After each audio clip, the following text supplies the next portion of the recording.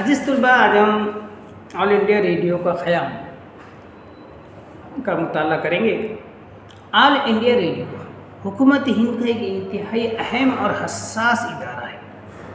یہ ملک میں حکومت کے بڑے اداروں میں سے ایک ہے۔ یہاں سے نشر ہونے والے پروگراموں میں تقریریں، مباحثے، انٹرویو اور تبصروں کے ساتھ ساتھ ملکی اور غیر ملکی سامعین کے لیے خبریں اور حالات حاضرہ کے پروگرام بھی ہوتے ہیں۔ نوجوانوں، عورتوں اور بچوں کے لیے خصوصی پروگرام بھی پیش کیے جاتے ہیں۔ ان ذمہ داریوں کی وجہ سے آل انڈیا ریڈیو کی مختلف یونٹ کم و بیش ہمہ وقت مصروف کار رہتی ہیں۔ حالانکہ ملکی سروس کی نشریات بالعموم نصف شب کے بعد بند ہو جاتی ہے، مگر بیرونی ممالک کے لیے کی جانے والی نشریات برابر جاری رہتی ہے۔ یوں ایک طور پر آل انڈیا ریڈیو 24 گھنٹے مصروف رہتا ہے۔ آل انڈیا ریڈیو ہمیشہ عوامی نگاہ کے سامنے رہتا ہے۔ پارلیمنٹ اسٹریٹ پر واقع براڈ کاسٹنگ ہاؤس کی عمارت نئی دہلی کی قدیم عمارتوں میں سے ایک اور دارالخلافہ کا ایک اہم سنگ میل ہے۔ حالانکہ اب اس کے بیشتر شعبے اس کے عقب میں بنی کثیر منزلہ عمارت میں منتقل ہو چکے ہیں۔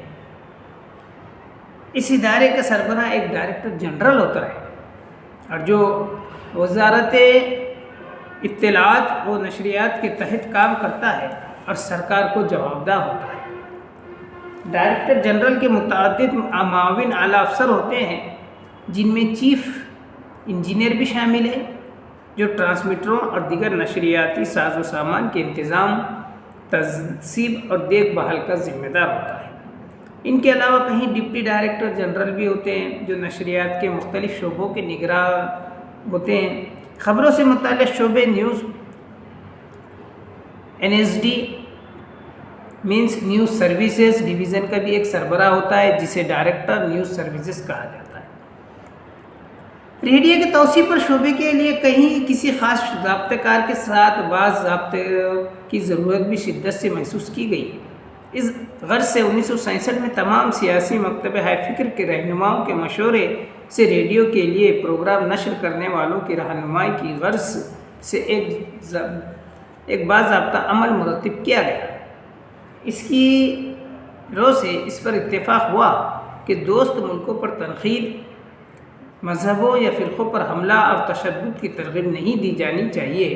صدر جمہوریہ، گورنر اور عدلیہ پر نکتہ چینی، نام لے کر کسی سیاسی جماعت پر حملہ اور ملک کی کسی ریاست یا مرکز پر نکتہ چینی سے گریز کیا جانا چاہیے، اور کسی بھی قسم کے مغرب اخلاق اور رسوا کن بات اور توہین عدالت یا خلاف امن و قانون کسی بات کی اجازت بھی نہیں ہونی چاہیے۔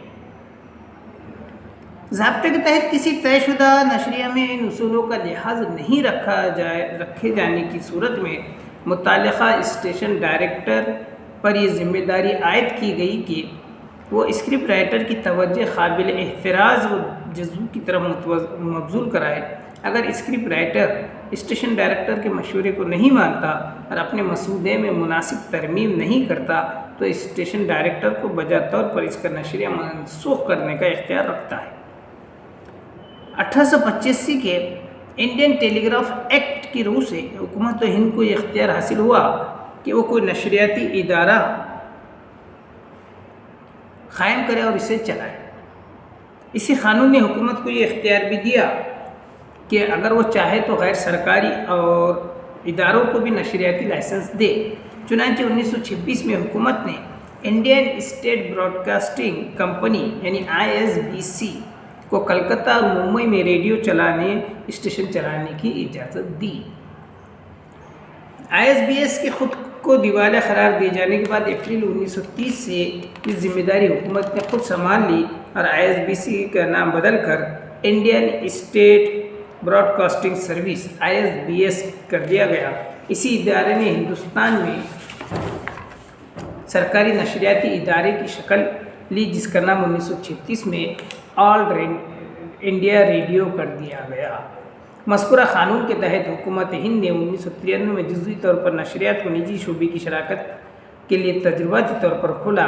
2001 میں باقاعدہ پالیسی بنا کر اسے رفتہ رفتہ کلی طور پر نجی شعبے کے لیے کھولنے کا فیصلہ کیا گیا، جس کے نتیجے میں ملک میں نجی FM ریڈیو اسٹیشن کھلے۔ بعض اجزاء ان کی مقبولیت کے پیش نظر ان کی توسیع عمل میں آئی۔ اب تو اس شعبے کی ترقی کے امکانات کافی روشن ہو چکے ہیں۔ یہاں اس بات کا ذکر کرنا ضروری ہے کہ 1993 میں نشریات میں نجی شعبوں کو اجازت دیے جانے سے بیشتر بھی حکومت نے دہرادون اور الہ آباد میں 2 چھوٹے زرعی نشریاتی مرکز قائم کرنے اور مدراس میں وہاں کی کارپوریشن کو محدود شہری نشریاتی سروس چلانے کے لائسنس دیے تھے۔ یہ اسٹیشن کھلے اور چلے بھی، مگر یہ مراکز اب بند ہو چکے ہیں، اور آل انڈیا ریڈیو کے بھی ہم حالات دیکھتے ہیں۔ چلیے اسی بات کو ہم اور آگے بڑھاتے ہیں، مگر کچھ وقت بعد۔